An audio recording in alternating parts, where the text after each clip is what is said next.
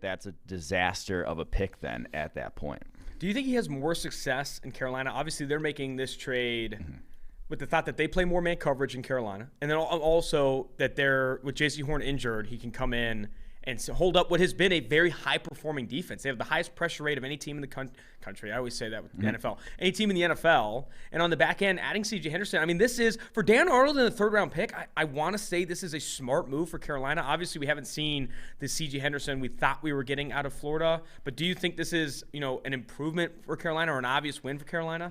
I mean, right away, I'm not sure he necessarily – like this year, he has not played well. And now he has a 43.3 coverage grade. Is that because he didn't want to be on the field there in Jacksonville? Is it because of what's going on behind the scenes? Like, he is a super talented dude. The top 10 talent didn't just go away over the course of a year and a half in Jacksonville. He still has that. So this is a deal, in my opinion, you make 10 times out of 10. It is just good business for a franchise that needs cornerback help. All right, let's move to the NFL Week 3 slate. Going to start actually with the Panthers at Texans. Texans were 8-point dogs at home and couldn't cover the number. I lost all of my bets on Davis Mills. The PFF prop still had value on Davis Mills, but he could not deliver.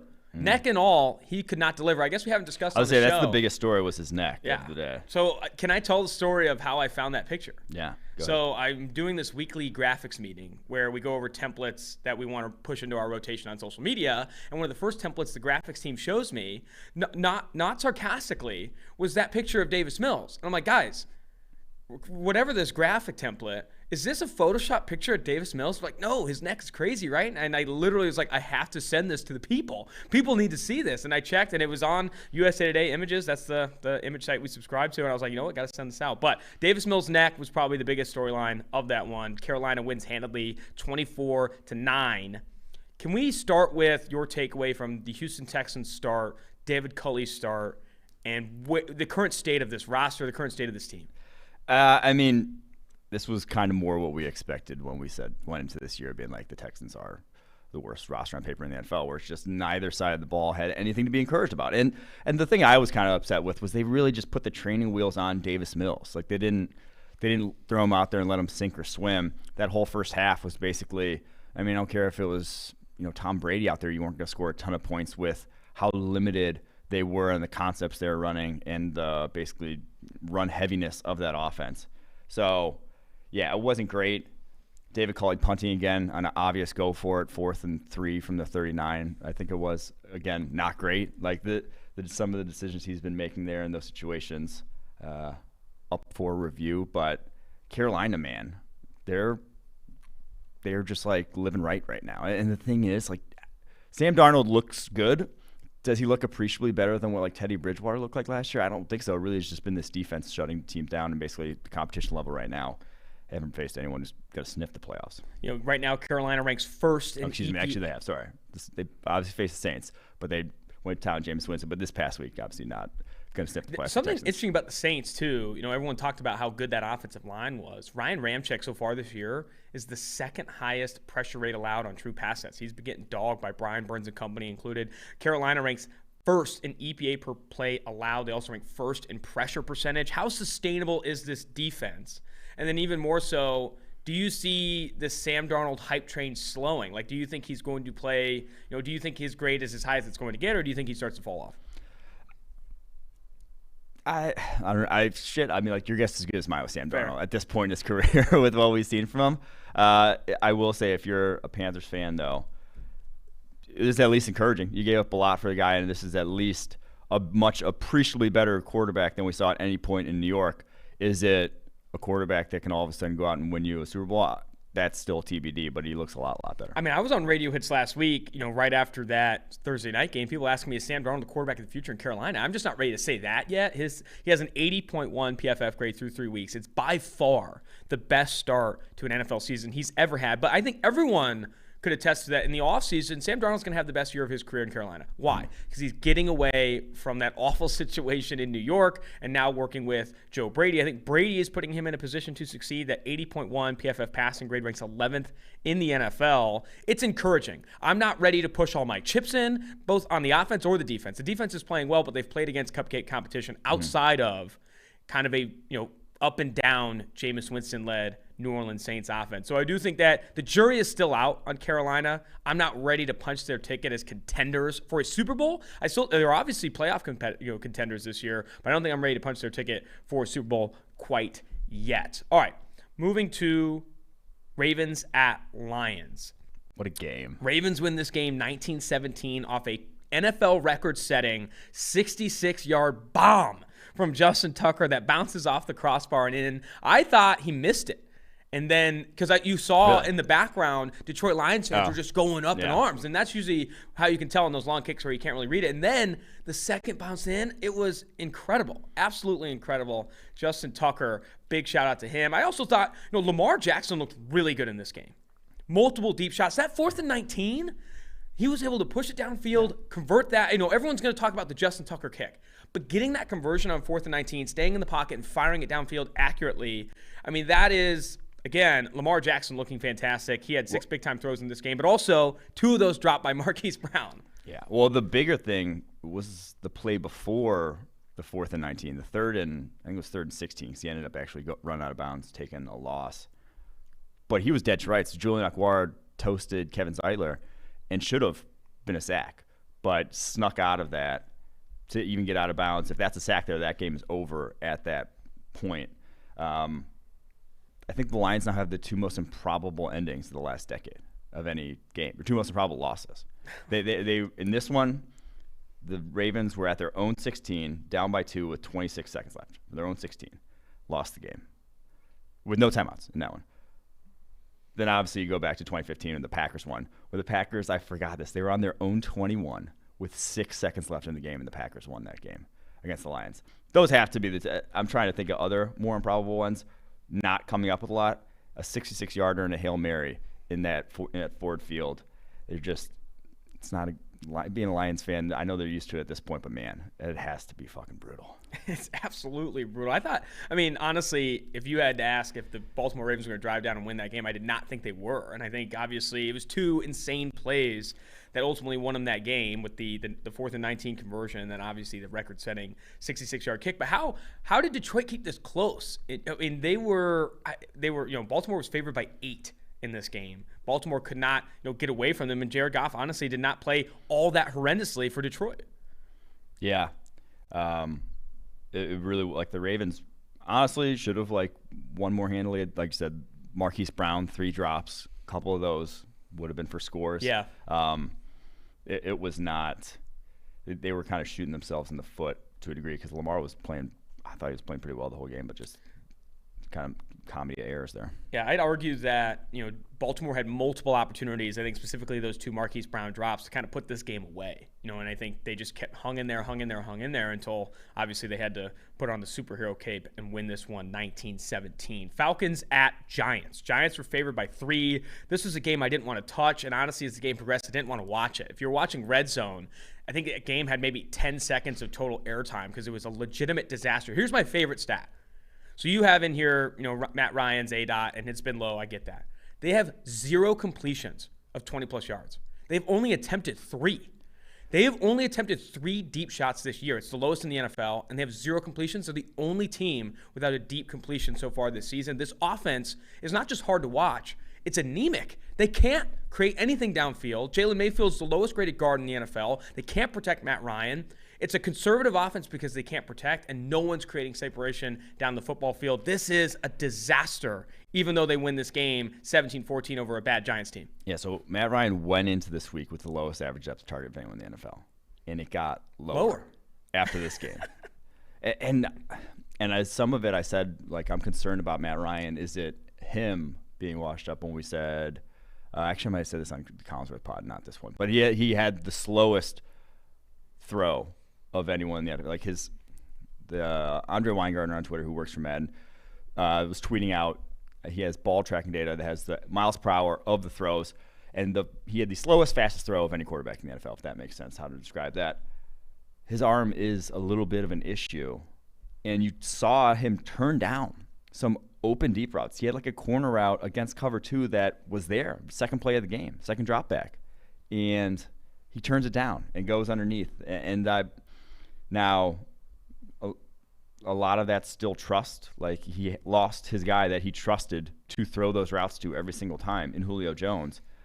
But Ryan just got to let it rip. You can't be this conservative and continually win games in the NFL. Obviously, they win this one because we'll talk about the other side of the ball here. But that is very worrisome if you're a Falcons fan right now. And you have this kind of window with Matt Ryan that you held on to him because maybe you can run back another Super Bowl.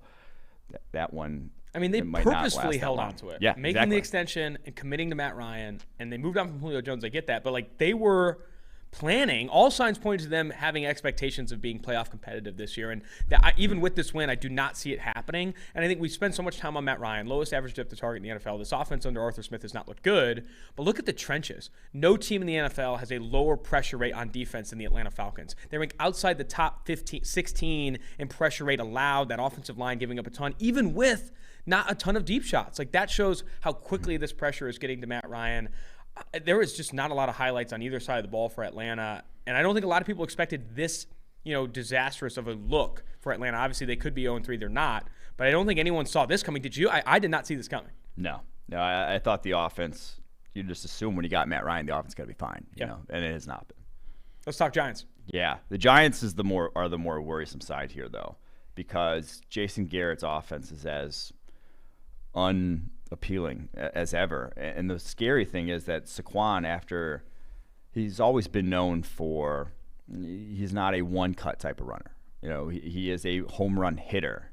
But I feel like it's gotten even worse after the ACL injury. Like, he's been even more afraid to really just put his foot in the ground, lower shoulder, and run through like a guy like Deion Jones, who he is bigger than. Like, in this game, the Falcons linebackers, Saquon Barkley should have just been rolling forward for 3 or 4 yards anytime he meets one of them in the hole. And instead of that, like, he's trying to juke these guys in space consistently. He's only broken 5 tackles on 39 rushing attempts this season. You just see that, and it was really bad a couple weeks ago was a Thursday night game. He just really cannot. It's worrisome. I'll just say that if you're a Giants fan, what sort of he looks like. It's not Adrian Peterson coming back from an ACL. He looks like it's legitimately affected him, at least his running style. You know what's not worrisome? And honestly, I don't even think Giants fans want to hear this. Daniel Jones ranks 4th in the NFL in PFF passing grade. He has not been the reason they're losing games. The offensive line has underwhelmed, and defensively, they've struggled to hold up on the back end. But he ranks 4th in PFF passing grade so far this year. 4 big-time throws, 3 turnover-worthy plays. And in this game again, didn't do anything to lose them this game outright. I think if you had to point fingers at what's driving, I guess, an underwhelming start, an 0-3 start for the Giants, I would argue more of it is the offensive line, pass catchers not creating separation, Kenny Golladay struggling as the leading receiver, and also defensively, that secondary not meeting expectations either. I would be concerned more on that than I am for the Giants. And what do you think is going to happen? Because this was supposed to be the make or break year for Daniel Jones. He's playing well, but they're losing games. Do you think they ultimately still commit to Daniel Jones after this season, regardless of not making the playoffs? Because it's not looking likely now. What would you do, or how would you evaluate Daniel Jones and this offense for the rest of the season? And I guess, what do you think ultimately happens? I think the Daniel Jones conversation revolves far more around what ends up happening with head coach and GM by year's end. And we're obviously still a long ways out, and they finished last year strong. But are Dave Gettleman and Joe Judge going to be the guys making those decisions on whether Daniel Jones is the guy, or is it going to be someone else? It's kind of the bigger is what I would be, is what this is more trending towards at this point, starting 0-3. The other highlight I'll have, Andrew Thomas ranks 4th in pressure rate allowed on true pass sets. Hey. Big improvement for the rookie, former OT1 for PFF's NFL draft board the previous year. Bears at Browns. Only 5 pressures allowed this year. Only 5 total pressures allowed for Andrew Thomas. Bears at Browns. This game was a disaster for Chicago. Justin Fields, 9 sacks. Jason Peters getting absolutely torched by Myles Garrett. Myles Garrett finished with the highest pass rush win rate of any player this past weekend, obviously. How much of this are you putting on Justin Fields, and how much of this are you putting on Matt Nagy, this 26-6 loss to Cleveland? I mean, we kind of said it after the preseason. I wouldn't have started him. He didn't look like he was going to survive behind that offensive line. He didn't look like he was playing fast enough in the preseason to basically, when you get to a team like where your OTs are overmatched and you have to either game plan around it completely, which they didn't do a great job of that. I mean, that blame lies on Matt Nagy and not being able to adjust for the fact that your offensive tackles were going to get torched. And then Justin Fields isn't helping them out by bringing pressure onto himself on top of that. And I kept saying they can't afford, with that offensive line, to then create more pressure, to then like hold on to the ball and bring more things on yourself. He had a drop back in that game where he's 11 yards deep. Like, he's way too deep on his drop, just inviting pressure into his lap and hanging his tackles out to dry. So those are things that he was doing that you cannot do and survive. And it was about as bad as an offensive performance I've ever seen in the NFL. It was just a comedy of errors. I will say, if there's anything encouraging, Fields started to protect himself better in the second half. He was at least getting rid of the ball, I thought, on concepts that he wasn't pulling the trigger on the first half. Like, he had to see guys open completely in the first half to really let it rip. By the second half rolled around, he's like, I'm tired of getting killed. I'm just going to sling it now. It led to some ugly-looking throws and some ugly plays, but at least he was protecting himself better, I thought. So that's at least encouraging. But I do think you are risking throwing him out there in this situation right now. You're risking basically changing his mental sort of how he goes about processing the game, making him into a guy who's going to be terrified of pressure for the rest of his career, which is something that you really cannot afford to do for a young quarterback. Under pressure on 52% of his dropbacks this past week. That's the fourth highest rate in the NFL in week 3. Other side of the ball, OBJ is back. And Baker wasn't a disaster, Mike. Are you ready to get out of your idea that OBJ makes this offense worse? He looked good. They were connecting. I mean, he was their leading receiver. It looked good. It was a Bears defense that I would hope he looks good against. I kind of assumed that going in. The more interesting takeaway to me for the Browns was Jeremiah Owusu-Koramoah flying all over the field in that game. The highest graded defender of anyone this week so far. Obviously, with Monday night still to go, a 93.9 overall grade. That was, and it wasn't just his play in space. It was him actually beating blocks. He had a key third down stop where he actually shed Jason Peters, pulling out to the edge. Like 3 pass breakups in that game. Jeremiah Owusu-Koramoah, that was the guy we thought you were getting out of Notre Dame. That was honestly the guy they need on that Browns defense.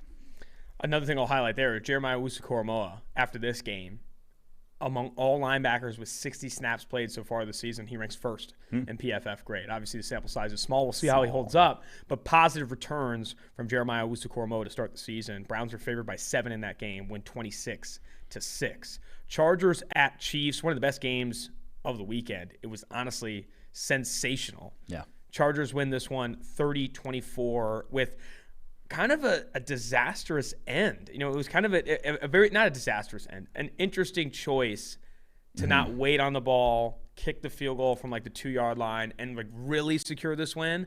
But I know Brandon Staley wanted to go after the touchdown, but to get it so early, the touchdown to Mike Williams to put him up 30-24, did give Mahomes an opportunity to push down the field. They almost hold there and beat them 30-24. But what was your thought on that ending for Brandon Staley? Yeah, I mean, I would have.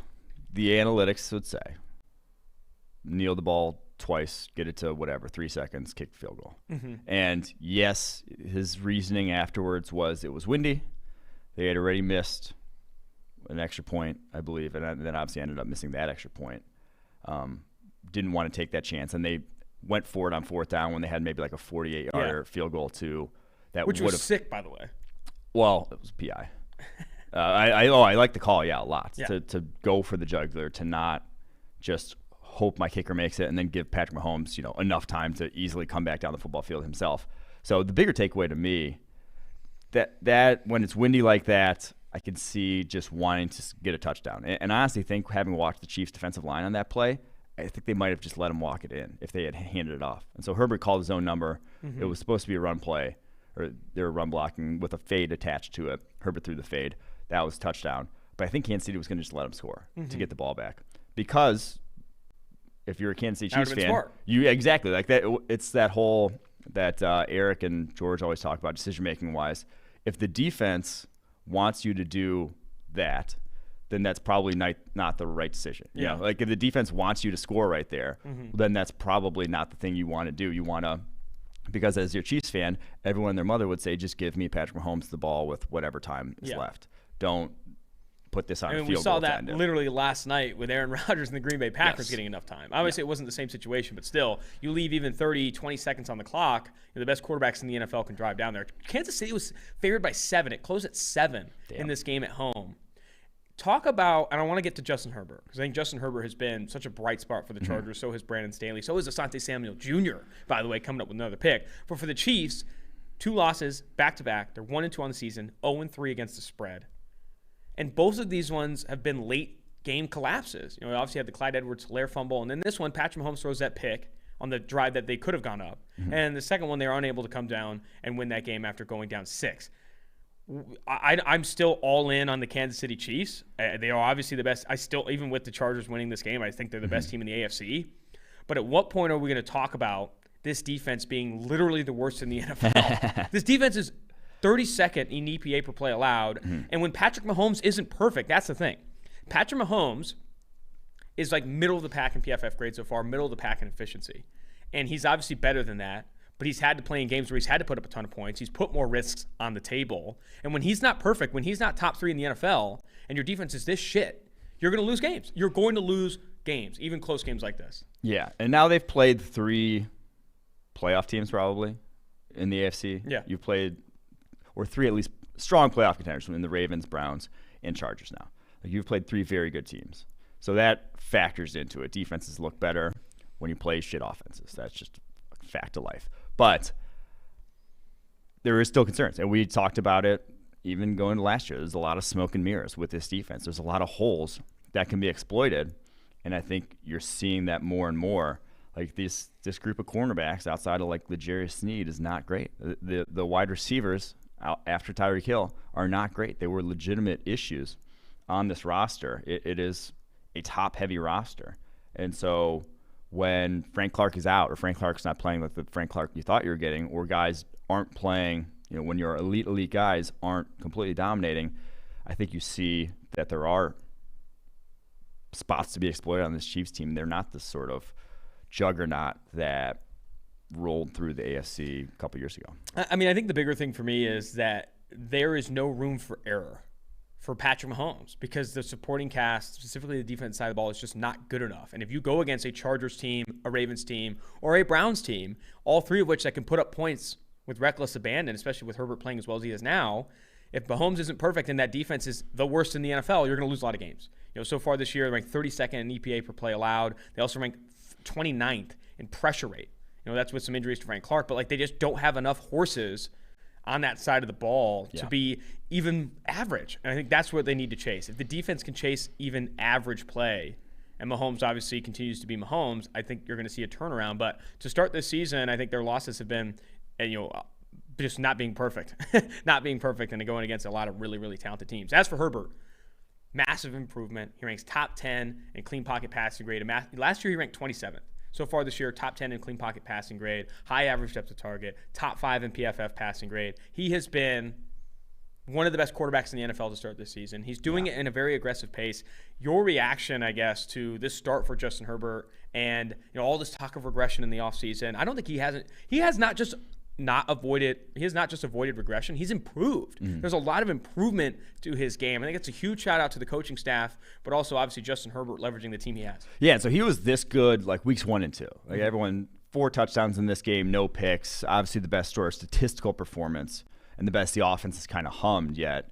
But he was just he himself was as good against Washington, against Dallas. Like he was throw for throw just as good. This game, obviously, it's just on a much bigger stage in terms of who he's playing, and probably probably considering the opponent faced, not even as impressive as what he looked like against Washington, or like because that Chiefs defense was giving him a lot of open looks. It's just a bad defense. Moving to Bengals at Steelers. Steelers were favored by 3 in this game, and I was on record. Steelers are winning this game. Bengals aren't covering the number at home. I just didn't see it. I didn't think that, Zach Taylor, too conservative, all these things. And he still was conservative. They ran the ball a ton in this game. Only 22 dropbacks, I think, for Joe Burrow. But the Steelers team is so bad, or was so bad in this game. I'm not going to say it is, but was so bad in week 3, both offensively and defensively, that the Bengals didn't have to get aggressive to win this one. They win 24-10 easily. Big Ben is one of the lowest graded quarterbacks in the NFL. I think only Trevor Lawrence is a lower grade. And then you have this defense, lowest pressure rate of any team in week 3, can't hold up on the back end. Ja'Marr Chase with 2 touchdowns in this one. This Steelers team put together one of the worst regular season performances I've seen from them in a long time. And the Bengals won handily because of that, even with the conservative approach from Zach Taylor. I just did not see this bad of a performance from Pittsburgh. I think that's why ultimately the Bengals win 24-10. Yeah, my 2 biggest takeaways were, one, I'm not sure this says as much about Cincinnati as it does about Pittsburgh. Mm-hmm. Like, their offense is abysmal. It's just Big Ben is – we say we're worried about Matt Ryan. I'm not just worried about Big Ben. Like, I'm fairly certain about Big Ben that it's just nothing's going to change at this point. And it's – part of it is physical. Part of it's also mental. He doesn't want to get hit. The 4th and 10 in the red zone where he's just like – throws a swing pass to a running back, like he within with a split all second, Bengals defenders crashing exactly down. Like with about a second and a half after he takes the ball, like he just does not want to basically have any contact anymore whatsoever. He's playing terrified of that offensive line, and yeah, the offensive line's bad, but at some point you have to hang in there if you're going to operate this offense, and you're just unwilling to do that. So I don't foresee it getting better. The other thing, though, I do think the Bengals defense has turned a corner ever so slightly. Like, it is not the top bottom 5 unit we saw the last 2 years, and the biggest reason why, their defensive tackle play is night and day from what we saw. Like, they can actually plug the run. The B.J. Hill trade we've talked a lot about, but Josh Tupelo has been excellent for them. He has an 84.2 overall grade through 3 weeks. Obviously didn't play last season. Him and DJ Reader coming back this year have been huge for this defense. I think that is the biggest thing, is that every other offense had whatever they want up the middle of the field against the Bengals last year. That has not been the case. Logan Wilson playing really well, second straight week with a pick for him. So the defense has turned things around in a big, big way. I still think there's offensively, play calling, some things they could exploit better, some things they could still do better, some having a little bit stronger identity as well on that side will help, and they won't. Like, I still don't believe in their running game, but defensively I do think is actually a different defense than we've seen from Bengals in recent years. I will say that how much of that, Mike, is just the Steelers' offensive line not being able to run block. I mean, Najee Harris has totaled 123 rushing yards this season. 111 have come after contact. Yeah. That's the second highest percentage in the NFL. 90% of his rushing yards have come after contact so far this season. It was so bad, 14 carries for 40 yards in this game, 2.9 yards per carry, that they ended up just throwing him the football. 19 targets. Najee Harris had 19 targets, 14 receptions for 102 yards. That's incredible. Just consistently throwing him the football, because they're trying to get him the football because he's talented and he's breaking tackles, whatever.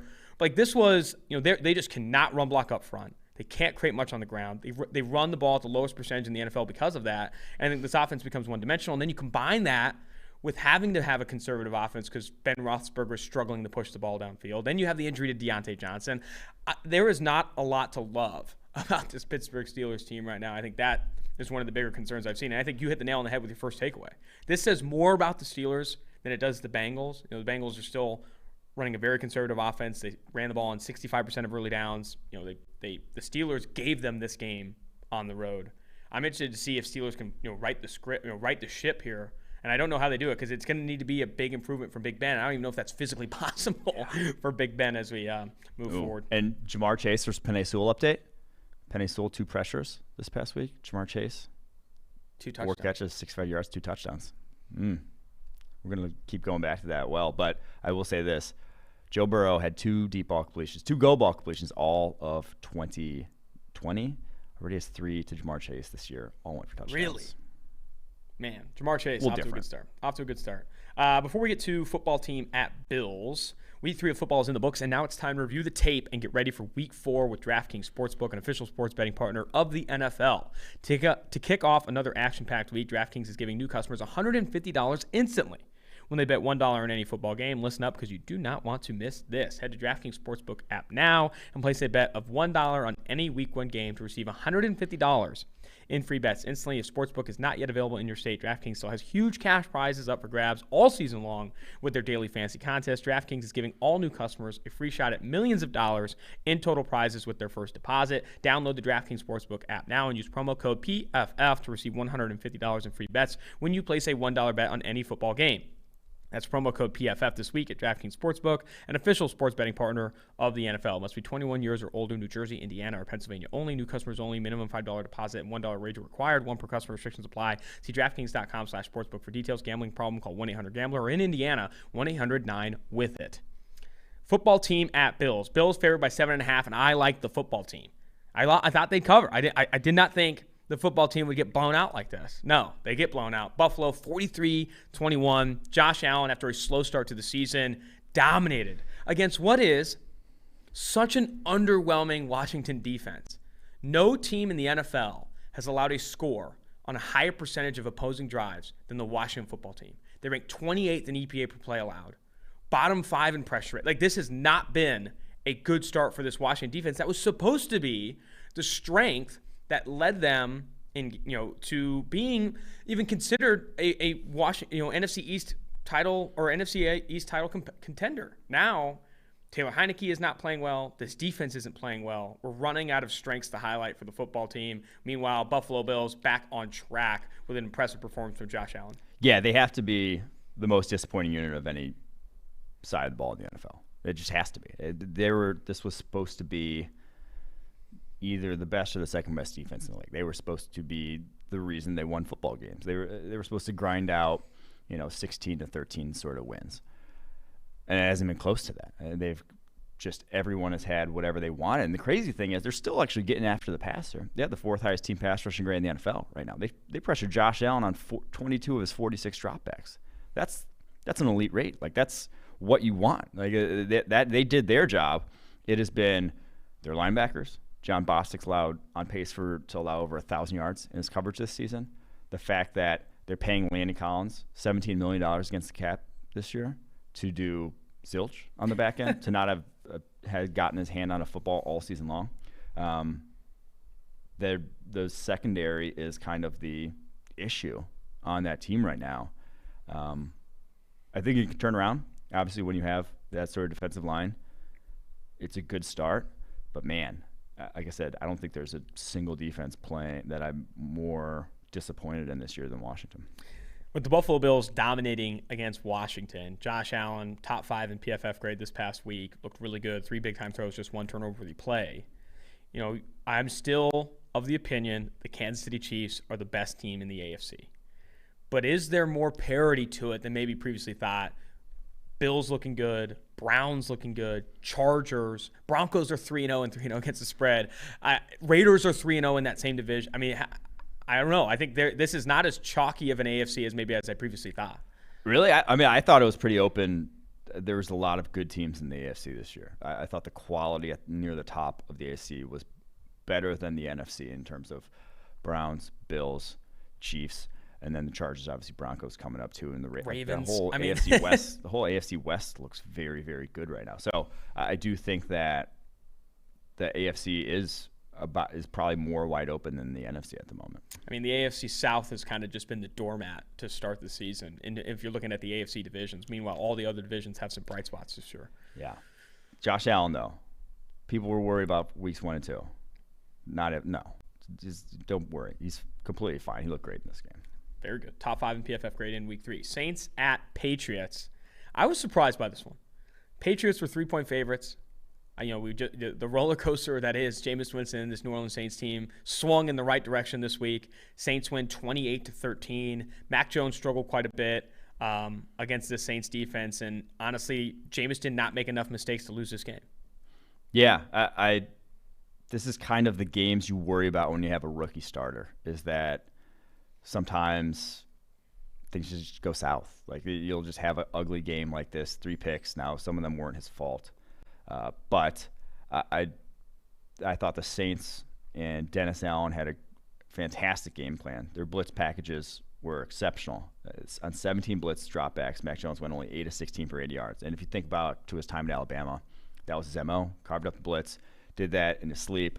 But in this one, he looked uncomfortable when the Saints were bringing multiple guys. And it wasn't just when they were blitzing, it wasn't just 5. They were going 6, 7. They were bringing house blitzes, really trying to get it to Mac Jones because that Patriots offensive line is pretty good. But when they did bring it, they were getting home quickly. So hats off to them. This is kind of going to be the Saints this year, where it's like they're going to be a team that probably wins more on their defense. They're going to be a screen run game defensive sort of team, which is hilarious because Jameis Winston's been the opposite of that his entire basically NFL career. I also think they're doing a lot to kind of protect Jameis Winston from himself in this one. Only 21 total attempts in this game. He did take 3 sacks, but they ran the football a ton. Ran the football on early downs at the highest rate in the NFL. 24 carries for Alvin Kamara, another 6 for Taysom Hill, 2 for Tony Jones. I mean, this was run the football, take your shots. He had 2 TDs in this game. I think that's how you win football, though, with the Saints, right? Yeah, that's what I'm saying. That's going to be what they do. And you can't just lean on Jameis to throw 40 times a game. Exactly, but then hopefully when they have to do it, you get good Jameis, and Jameis is capable of it, or at least far more capable of it than Taysom Hill.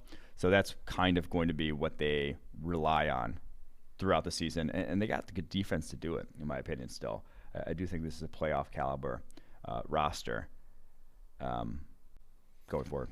Just a 66.8 PFF passing grade for Mac Jones in this one. Your overall thoughts on him now 3 weeks into the season?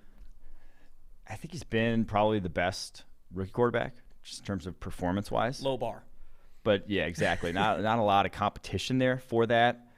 I think he's closer to, like, performing at an NFL level, and there were some plays on his tape this past week where it was just fantastic. Like, tight pockets that Justin Fields had himself and was basically just wrapped up in a ball in. Mac Jones is stepping up in and making the throw and trying to make completions. And I think there's a lot to like about his performance so far, but he is still a rookie. When you are the type of quarterback he is, where you have to be mastering, basically you can't create, he's not creating much outside structure. It is all within structure. You have to have within structure, you have to have the offense mastered. You have to know where every outlet is at every point in time. And I think a lot of times he's going not just 1 to 2 to 3 to check down. It's more 1 to check down. Like, he's quick to get to that check down to protect himself, which is good to see from a rookie quarterback. But as he develops, you'll see more a 1 and then work back to the other side of the field and hit the 2, stuff like that. And so I do think encouraging start, but this one was a little bit of a quicksand sort of game for him. It was just difficult with what the Saints were throwing at him.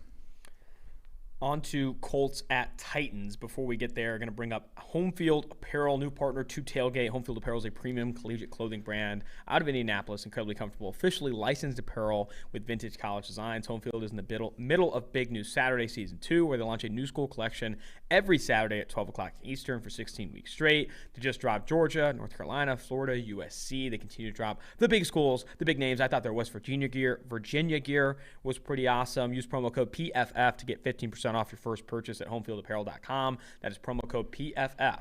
Get ready for college football tailgate season. Colts at Titans. Titans favored by 5. I liked Indy in this one, and I liked him even more if Carson Wentz is going to be able to play. But I mean, this offense. I mean, there is just not a lot going on for the Colts right now. Carson Wentz did not play well defensively. They're struggling. This team is not meeting expectations similar to the Washington football team. And, some people like them to win the division with Carson Wentz. They're underwhelming, to say the least. Yeah, it's such a tight offense. Like, it just looks so – there's no explosive element, it seems like, to it. And that's fine if you have the best offensive line in the NFL, which is what they've had, or one of the past couple of years. But the cruel irony is that's the offensive line has been decimated and is like the weakness of this team right now. Like, with Quentin Nelson going down in this one, Eric Fisher coming back from his Achilles, does not look like the Eric Fisher of old. I think he allowed 7 pressures in this game. Braden Smith didn't play in this one, so you had Julian Davenport. Like, he was under attack. 21 pressure dropbacks and only 39 attempts. Over 50% of his dropbacks against the Titans team that we've said, struggles a little bit to rush the passer. But Harold Landry had 10 pressures in this game. Massive game from him. Like, you're not going to win a lot of games when you're not generating explosive plays and your offense line's that bad. It's what we've been saying about the Giants all year long. And that's kind of how the Colts look now too. Yeah, they rank bottom 10 in EPA per play so far as an offense. They also rank bottom 10 in scoring drive percentage. And I think they're struggling to find an identity. I think one of the more insane stats, Jonathan Taylor, running back for the Indianapolis Colts, has 13 carries inside the red zone, 0 touchdowns. Oof. Only back with 10 plus with 0 TDs right now. That's struggling to put it in the red zone as well. As for Tennessee, a lot of hate on Tennessee after week 1. Todd Downing caught an earful from me. They've slowly bounced back and shown a lot more success. I mean, in week 2, Ryan Tannehill was one of the highest graded quarterbacks, and in this game did enough to win pretty handedly. I think your reaction to the Tennessee Titans weeks 1 through 3. 42% of dropbacks this week, Austin. Play action. Love that. That's my guy. That's Downing. He heard that. He listens to the pod. At least he listens to the pod. The AFC South is just handed over to the Titans right now. Yeah. It's like, please take this from us. You got 0-3 Jags, 0-3 Colts. Your closest competition right now is the 1-2 Texans. That is only close in record, not close in actual strength. The Colts are still second best team in that division right now, but like we just outlined, with that offensive line, they're just not going to put up points. So the Titans could go, they could go like 8-9, take home this division if they really want. Absolutely. I don't think they will. They don't have to be all that good to win the AFC South. But what's your reaction to them overall? Are they a competitive? I mean, look how good this AFC is. Look at the AFC South. I mean, the Tennessee Titans aren't as good as some of the other even 2 or 3 of the teams in the AFC West right now. If they get Harold Landry to play like he did this past week, like I said, 10 pressures. If Harold Landry goes against Julian Davenport every week, well, most of them were against Fisher. They're on left tackle, and if they get Christian Fulton playing well too, 1 catch on 6 targets and this one for 5 yards, yeah, you can convince me that the Titans can. Like we said, we just talked about some of the competitors in the AFC. Did not bring up the Titans' name. You can convince me that they can compete though with that wide receiver duo for sure. Even though like AJ Brown didn't even do shit again this week. Oh, he got hurt. Early in that game. I mean, the Titans were out without a lot of players. I mean, they lost Julio Jones, AJ Brown, Bud Dupree. I mean, they took some injuries in this game. Yeah. Arizona Cardinals at Jaguars. Jaguars were 7.5-point dogs and couldn't even cover that number at home. They're 0-3 and 0-3 against the spread. I don't think a single team has been more underwhelming than the Jacksonville Jaguars on both sides of the ball. And I know we talked about one of the most disappointing starts. We talked about Washington's defense not playing well. But this Jaguars team is the only team that's 0-3 against the spread. It's the only team that's 0-3 and 0-3 against the spread. They have drastically fallen beneath expectations. They were favored against the Texans in week 1. Yeah. Not blown out, but beat pretty badly by Tyrod Taylor and the Houston Texans. Trevor Lawrence, another low-performing game. He's one of the lowest-graded quarterbacks in the NFL right now. Where's the worst part of this team? What's the worst part of the Jags right now?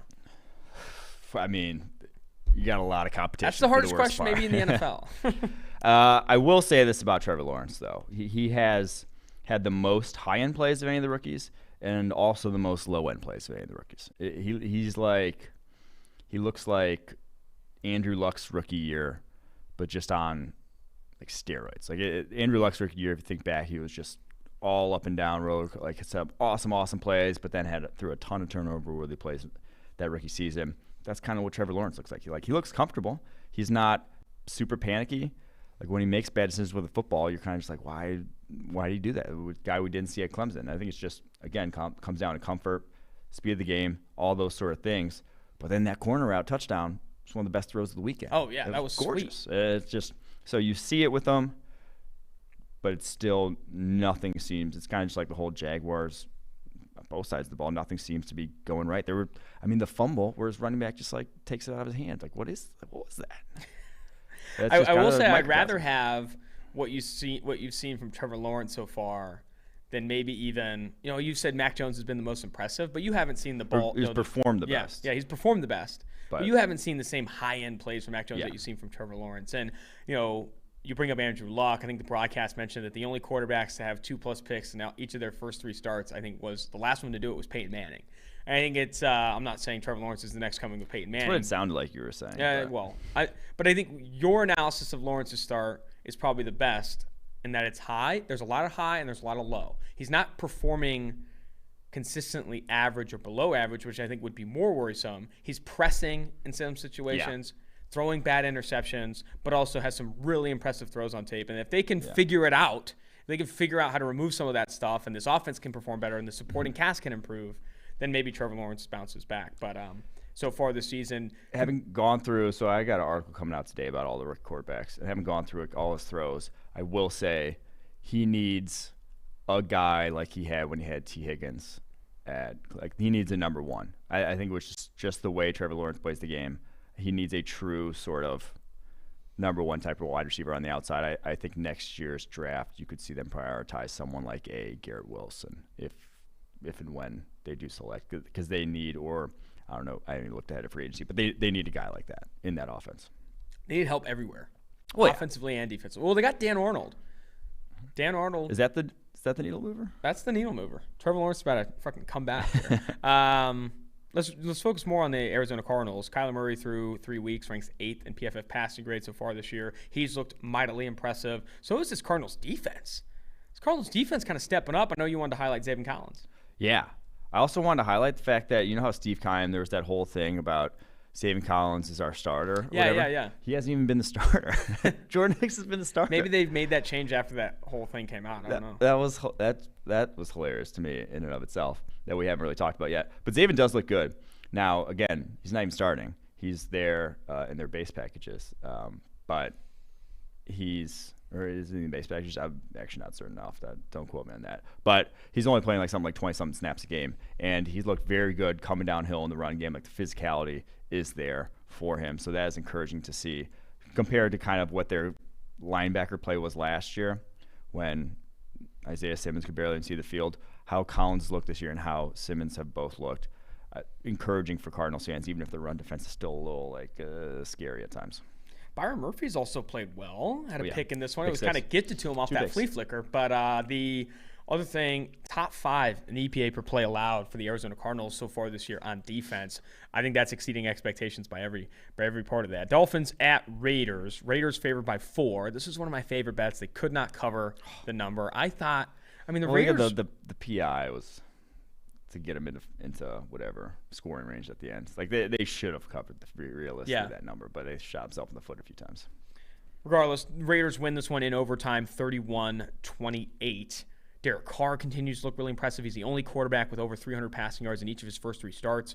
That, I think, the coolest stat or the best stat that is evident of what Gruden is doing, what Carr is doing, is no quarterback has thrown more passes down the football field, 20-plus yards than Derek Carr. They're actually chasing the explosive play with this offense, whether it's Brian Edwards, Hunter Renfrow, Henry Ruggs. They're actually creating separation deep, and Derek Carr is firing it down the field. You do that and throw the ball at the highest rate of any team on early downs, you're going to have one of the more explosive offenses in the NFL with Derek Carr under center. As I've said before, Derek Carr, a top 10 quarterback when he's playing at his best. And this defense hasn't been horrendous. Average defense, stellar explosive offense is a winning formula for the Raiders, so much that I think you have to consider them legit playoff competitors, despite being completely faded by the market in the offseason. Their win total was at 6.5. They're already 3-0, and they were like plus 400 to make the playoffs. Yeah. They are probably the most impressive team to start this season. They're at least the most exciting team. I mean, they have been #fun to watch. Like this has been, and I cannot believe that I'm saying that about a Derek Carr-led offense, because if you think back to the 2017 through 2019 versions of Derek Carr, it was difficult to watch at times. Like he was just not, how the guy who talked about Kirk Cousins being on the not fun to watch list. Mm-hmm. A lot of those same things apply to Derek Carr. But man, like this offense, they are very much for real because they have the talent. Henry Ruggs looked very good in this game, and they're willing to attack you on every single down. So love that. At the same time, Miami's offense is still not super #fun to watch. Like Jalen Waddle getting 13 targets, 12 catches, and only 2 of them going for first downs because they're just one of them for a safety. What was that? Peppering him just underneath nothing targets that are going nowhere instead of using that 4.2 speed down the football field. And now you have a backup quarterback, whatever. But I will say at this point, I think it's only a matter of time before they trade for Deshaun Watson. Highest average depth of target of Derek Carr's career was 8.5 this year. So to start, 9.6 through 3 games. They're chasing the explosive play. And what I feel makes them a contender is not so much this defense playing average. I think they could continue to do that. Max Crosby ranks top 5 in pass rush win rate on true pass sets. Yannick Ngakoue right there at 6. And on the back end, Casey Hayward, He's only allowed 1 reception all season long. Like, he has played really well on the back end. What's sustainable about it is how, the legit structural changes they've made to their decision-making offensively is sustainable. All they have to do is keep doing it. Keep calling plays on early downs, passes on early downs. Keep throwing the ball downfield. That's what's going to win you football games when you're going against some of the best offenses in the NFL. And I think that's something that's easy to sustain. I think this Raiders team is legit. And they're right now, first place in the AFC West? That is impressive for Las Vegas and Derek Carr. Well, tied with the Broncos. The team we're going to talk about now. I'm more impressed with the Raiders than I have been with the Broncos, though. Can I say that? Oh, okay. Say it. I'll say it. The Raiders have played stiffer competition.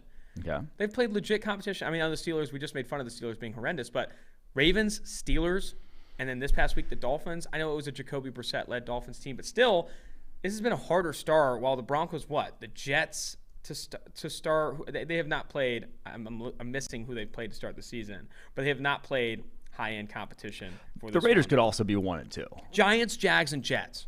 They've won 2 games in OT. I'm just saying. That's the Broncos have beaten the Giants, Jets, and Jags. Yeah. Arguably 3 of the worst teams in the NFL. They've handled all 3. I will say, though, they've handled all 3. Well, yeah, they're 3-0 and 3-0 against the spread. They have handled all 3. I'm still more impressed with the Raiders have. I think the Raiders are a better team than the Broncos. Yeah, I mean, I think you're splitting hairs with one's blowing out bad teams, one is eking out wins against good teams. There's merits to each. I'll say both have been very impressive. Both look like playoff teams, and like I mentioned, possible Super Bowl contending All right, let's teams. get to this Jets-Broncos game. Broncos were favored by 10.5. They ended up blowing out Robert Saleh, Zach Wilson, and the New York Jets 26-0. The Denver Broncos have the second most efficient defense in the NFL through 3 weeks. Yes, against bad competition, but you got to check that box. It has been an impressive start. I know I was just bagging on them. An impressive start for Denver. Yeah, Vic Fangio was just confusing Zach Wilson. He was not seeing. I mean, so they ran so many hybrid sort of coverages where it's like cover 2 on one side, cover 4 on the other, where we call that cover 6 here at PFF. But like so many of those combo coverages that I don't think Zach Wilson was completely comfortable in the pocket. You saw him be late to a number of things, and obviously they didn't score a point because this Broncos secondary is just legit. It is very, very good, and they have the defensive line to get pressure with only 4. So, yeah, it's going to be ugly for Zach Wilson this year, especially, as long as Mekhi Becton is out, because that's not a good offensive line at this point. They've done some things to improve it. My God, that was a tough one. I mean, this offensive line is playing losing football. No quarterback has been under pressure on a higher percentage of dropbacks than Zach Wilson. And so far this year, Jets running backs are averaging 1.1 yards before first contact per carry, bottom 10 in the NFL. It has been terrible. The offensive line has been terrible, and no quarterback in the NFL has more out of rhythm dropbacks than Zach Wilson. A lot of that is pressure, but a lot of that is the ghost you brought up. The ghost you brought up last week. He's seeing ghosts. He's bailing out of some clean pockets because it's such a stressful situation that he's in. He has to do so much on his own. Something I wanted to touch on with the Jets before we move forward. Denzel Mims, second week in a row as a healthy scratch in New York. Are we going to be marking bust watch for Mims here soon? Like that. Former second-round pick out of Baylor, a guy that improved his stock a ton at the Senior Bowl, but maybe that was fool's gold. Your thoughts on Mims right now? Yeah, it's this the worst thing is I was gonna say it's not like the guys in front of him are playing exceptionally well either. So that's the scary part if you're a Jets fan. The other side of the ball, though, I do want to talk about. We said touching the Broncos a little bit, them being very good. Teddy Bridgewater is over 2 yards. His average depth target is over 2 yards higher than his career average. He looks different, shall we say? Yeah. That we've ever seen Teddy. him. More aggressive than we've seen him in years past, which is what that offense needs. And not even having Jerry Jeudy the past couple weeks, like when he comes back, and this offense is at full strength. You're buying in. Drew Lock. The good parts about Drew Lock are rubbing off on Teddy Bridgewater. Hopefully some of the good parts about Bridgewater are rubbing off on Lock too, but my gosh, Teddy looking different. Seahawks at Vikings. Vikings favored by 1.5 point dogs at home against Seattle, and they end up winning 30-17. Kirk Cousins is the highest graded quarterback in the NFL from a clean pocket so far this year. Did he look good? He looks phenomenal. Justin Jefferson continues to play well. I mean, he continued to find. He is, and when you think about grading well from a clean pocket, one of the better stats is average depth of target. How often are you like taking more from those? Because you can't. Your average depth of target on pressure dropbacks is always going to be a little bit lower because you're not able to be as aggressive downfield. From a clean pocket, he is pushing the ball downfield with great consistency. Thielen, Jefferson leading the way. He is looking the part for Minnesota, so much that I think this Vikings team is going to be more competitive than people think and should not have been 1.5-point dogs at home. Yeah. I mean, they have to be kicking themselves because this team, they could be 3-0. Like the week 1 Bengals lost in overtime, the week 2 field goal away from going, from winning that game against Arizona. And like they could easily be 3-0, and if they were, we would be talking about Kirk Cousins a lot more because, like I said, he's played exceptionally well of late. So, and I do think flip side of the ball, Seahawks, we said it before, say it again, secondary is an issue. You have your cornerback group allowing over 200 yards combined on the day. That's not good. That's losing football. No. You talk about offensive lines playing losing football. Your secondary is giving up that much yards. That is losing football for Seattle. Trey Flowers allowed all 7 targets. What about offense, though? Yards. I mean, they should be able to go toe-to-toe against this Vikings defense. What happened? Yeah. That's seemingly been, though, Russell Wilson's MO is the kind of, when the big plays aren't there, it just kind of dries up a lot more often than not. But I'm not too worried about it, like long term, but I don't think it's enough to overcome what they have defensively. On to Bucs at Rams. Rams 1.5-point dogs, and I was all in on Tampa. Yeah. But this Rams team is proving me wrong. I think I was fading the Rams compared to the market. I wasn't 100% convinced that it would all come together this quickly with Matthew Stafford. Offensively, that was my biggest concern. Defensively, it's a very top-heavy defense. They have a lot of stars, but if one of those guys gets banged up, they're going to struggle. Neither has come true. I've fallen flat on my face with those predictions. Matthew Stafford leads what is a top 3 offense in EPA per play, and Aaron Donald leads a defense that's top 3 in EPA per play allowed. Like, this team is fit to be legit Super Bowl competitive, and they proved that against the reigning Super Bowl champs, beating them 34-24. Yeah, I don't get how Tampa Bay's run game is so bad. It's comically awful to the point where I think they realize it themselves. They don't even run that much anymore because it's just so bad. When they have one of the best offensive lines in the NFL, like that is a very good offensive line, and they're not even. I mean, it's not a value add whatsoever for them. There's no games where it's like, oh yeah, we can rely on the ground game being there. It's just it's pretty brutal. They have in this one something like 40 total rushing yards. It's just brutal. But then on the other side of the ball, Devin White was a liability in this game. As much as everyone wanted to crown him after he made some plays down the stretch, his awareness is still an issue. The play where he takes Carlton Davis off of his man-and-man coverage on a crossing route. I think it was Deshaun Jackson.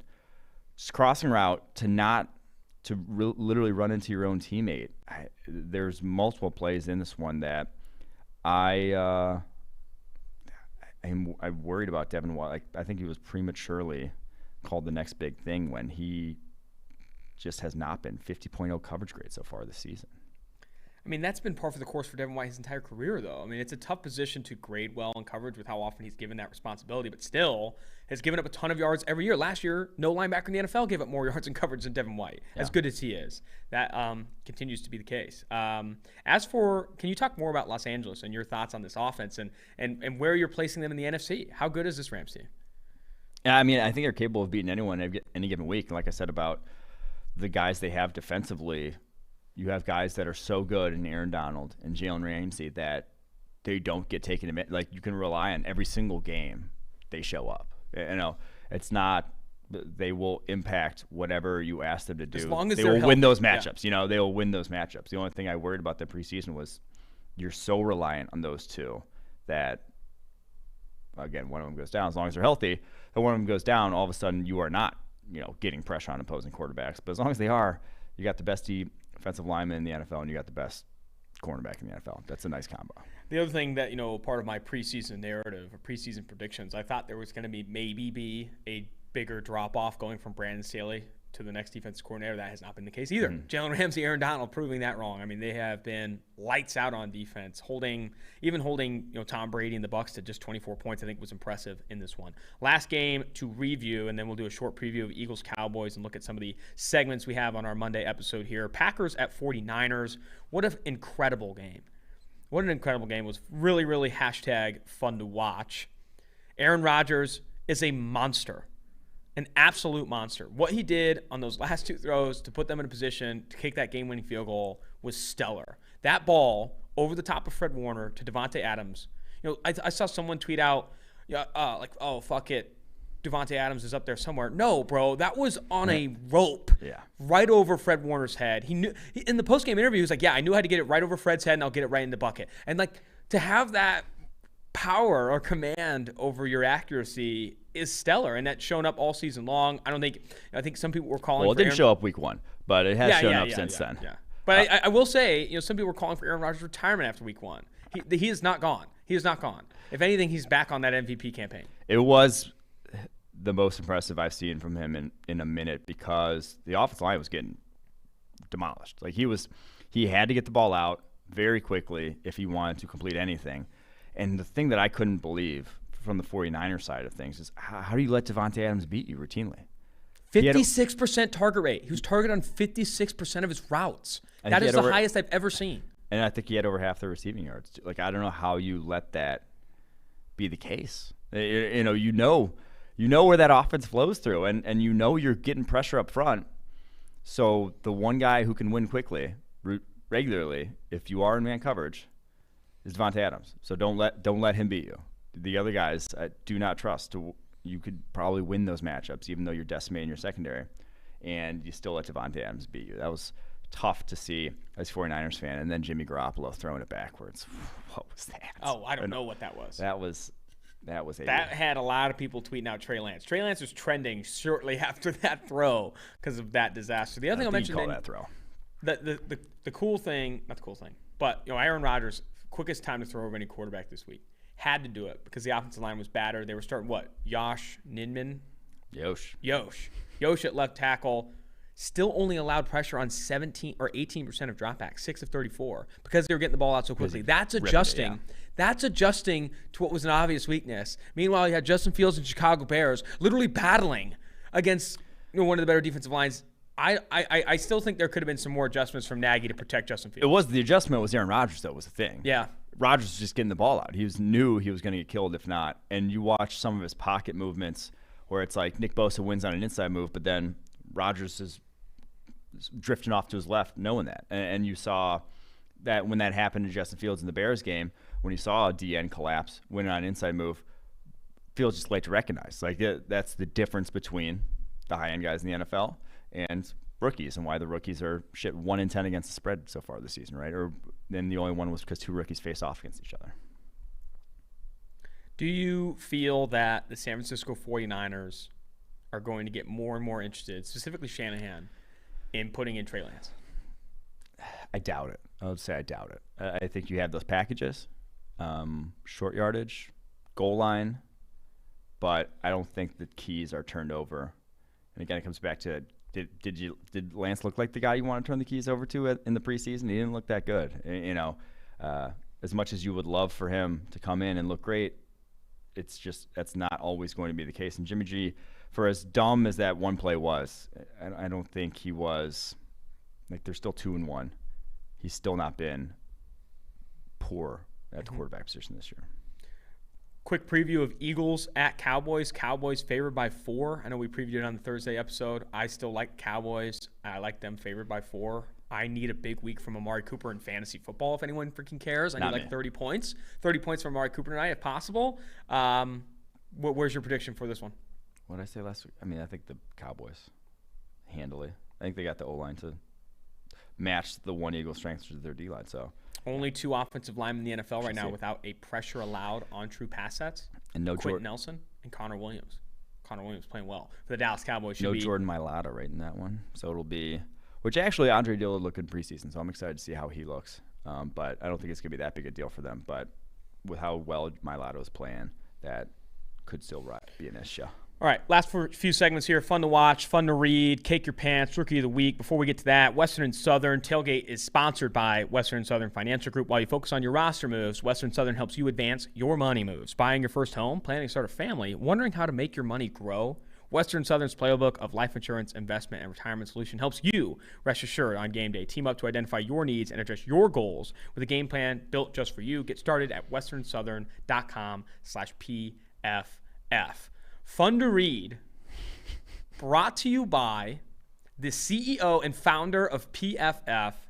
This was incredible. We read this on the way back from Chicago, laughed out loud. Neil Hornsby, PFF_Neil. For reasons that completely escape me, the Sunday deadlift session with my son involved Alex dancing around like a demented fool, shouting, "Come on, Neil, let's get handsome."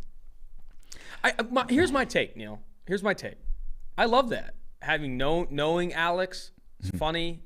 I just feel like no one else gets it. It's like an inside joke blasted to everyone. I was going to say, Neil is the CEO of a very prominent media company now, shall we say, in the football space. And he tweets like your uncle on Facebook. Oh, man. Like he's posted pictures of him fired for this. Shirtless. No, Neil, we love you. They entertain me. I'm very entertained by it. I mean, he's a must-follow on Twitter. But I don't think anyone on the outside looking in is like, what the hell is going on there? Like I said, it's like looking at someone's uncle and that you don't know and peering into their life. And that's the best comp I've ever heard. Yeah. So it's incredible. It's incredible. I do think PFF_Neil a must follow. You'll get to know his family very quickly. Very quickly. His football takes are also good too. We need to see more of those, Neil. Fun to watch. I had a lot of submissions for this, Mike. The Rams broadcast, someone sent us I was watching it. They called the Rams route running fun to watch, which I thought was incredible. Yeah, that route from Cooper Kupp was the fun to watch route. The fake whip. Yeah. So there was a lot of submissions this week, but I think this one takes the cake, coming from our very own Colin Cowherd. This is incredible. Got to admit, Taylor Heinicke is a gamer. I think that's another one too, calling someone a gamer. Taylor Heinicke is a gamer, period. Fun to watch, period. #WFT. Talk about tweeting like your uncle. What is that? I love that it starts off with "gotta admit," as if you have to. You have to admit it. Get it off your chest. Exactly, as if it was something that was so buried deep inside him that had to come out. That he had to say to everyone that this like bland non-take of being fun to watch. It's just incredible. I mean, and how fun to watch was Heinicke's 40.3 PFF passing grade, the lowest of any player this week. How fun to watch was that? Add him to the list. That is awful. Okay, can we get an update? This is my favorite. What else is fun to watch this season? Oh, we've had a ton. We've got Tyler Huntley, Jordan Love's high-end plays, the Georgia punt team, the Minnesota running game, those college ones, Wan'Dale Robinson, Rashawn Slater, Jalen Hurts, Daniel Jones' confidence specifically, Tank Bigsby, Justin Fields. That was via Joe Burrow who said that. Love that. Max Crosby, and now Taylor Heinicke.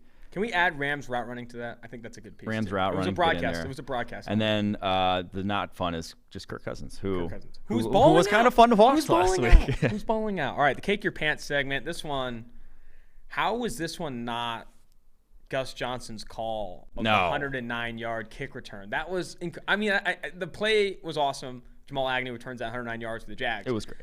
But the call was phenomenal. Gus Johnson should broadcast every game. I don't know how he can do it, but he should do it. It was. But there was, for a non-Packer game ending, I don't think I've ever, screamed the way I did at the Justin Tucker field goal.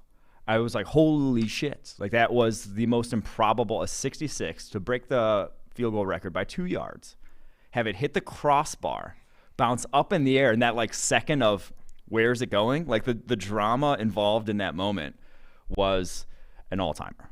Really was. That one's, and for that to be a second 60-yarder to beat the Lions. So that be the Lions' second most improbable finish in the last decade. That was the pants caker. Rookie of the week, Jeremiah Owusu-Koramoah. We already said he had one of the highest, 93 plus PFF grade this past week. Looked awesome. Also is the highest graded linebacker in the NFL among linebackers with at least 60 snaps played so far this year. Blackout. We already brought this up, but Justin Fields. I mean, I don't want him to ever turn that tape on again. I would start Nick Foles next week. Like I said, that's not. Don't put that on a graphic. That doesn't. Don't put that on a graphic. That doesn't help him. What he went out there and did is not helping. If anything, it hurt him. It's exactly. It's like calling those reps is a joke. Those aren't reps. That's watching him. Jason Peters get smoked like a brisket on the left side and getting unnecessarily body bagged entire game. And it's, again, he's developing habits that aren't helping himself play better football. He's just needs to. There's no shame in saying like he needs to speed up and get faster. And until he does that, I wouldn't. Like, you don't want him to speed up in a manner that's detrimental to his development. So, yeah, that was about as bad as it gets. All right. Last but not least, the Chicago tailgate review, Wisconsin Notre Dame. The game, sick. Mm-hmm. Blowout win for your Fighting Irish. The tailgate, I thought, was solid. So the bad thing about Soldier Field is it's such a nightmare logistically to get to basically walk or maneuver anywhere. There's no bars anywhere near Soldier Field. I had to bike like 20 miles to find a bar. Yeah. Tailgates are a tad disjointed, but it was a lot of fun. I will say the atmosphere of Wisconsin and Notre Dame showing out like that and having the tailgates kind of be intermixed was something that it doesn't exist if you just go to a school. So that was fun to see. Soldier Field itself, abject disaster. That's the worst football stadium in the NFL right now. I don't think it's close. They ran out of Miller Lights at the concession stand at halftime. No. We went to go get at halftime, and they had no more left in the concession right next to us. Miller Lights? I was appalled. My brother was appalled too. It was a bad all-around scene. So that drops the rating. What was your biggest highlight? Ooh, that's a good one. I mean, obviously, Notre Dame winning the game was a pretty big highlight. Yeah. That was dope. I think the biggest highlight for me was when you sent me that picture of your brother holding the bag of pee. Oh, the bag of pee was pretty fun. I need Quinn to put that on the next episode. I know we're live right now, but that picture, he's like got this glazed smile on his face, and he's holding it like a fucking trophy bass. My mom loved that when we texted her. She was a big fan of that. But the tailgates were fun. I mean, like walking around the stadium and seeing Big Noon Kick, seeing the Barstool Road show. We actually didn't even get to see the ESPN. I think it was a little bit further out. But just seeing the whole atmosphere. You waved to Brady from like 100 yards out. He didn't wave back. He didn't wave back. I think the one comment I'll make on the tailgate, and the tailgate score we have here, the grade, 80.2. Just above 80. I think the biggest reason it's going above 80 for me is you compare it to school tailgates that we've been to. This is Notre Dame is an adult-led tailgate. This is led by late 30s, early 40s Notre Dame diehards. And when you have that, it comes with a little bit more money. I had one of the best donuts I've ever had in my fucking life. I don't even know how you bring that to a tailgate. It felt homemade. People had Bloody Mary stations with actual bacon. They brought in strips of bacon. One person was cooking a homemade pizza on a stove. Another tailgate had a bouquet of flowers. This was a adult tailgate. When you compare it to Penn State, people are like scraping the bottom of the barrel for a Rolling Rock that's like it's not even cold. Like that, obviously the energy is different. People are playing more drinking games and stuff. But in terms of like chef's kiss on the food, the alcohol that was available, I mean, people were shotgunning high noons. This was a upper class tailgate. And I think we're going to see much of the same in South Bend against Cincinnati. Yeah, but I would say the Soldier Field running on Miller Lite drags it down. The fact that still a small stadium. The atmosphere in the stadium was a little tamer, being split. So 80.2, still solid. 80.2. I think we're going to have a pretty solid one in South Bend. It's going to be higher in South Bend. I think South Bend will be higher. And we continue to move forward. We got Baton Rouge, Tuscaloosa, Morgantown, Knoxville. A lot of tailgates left here on the tailgate tour. Until next time, big shout out to producer Mike Quinn, David Zofaro, and Max Chadwick. This is Austin Gayle, Mike Renner, Tailgate.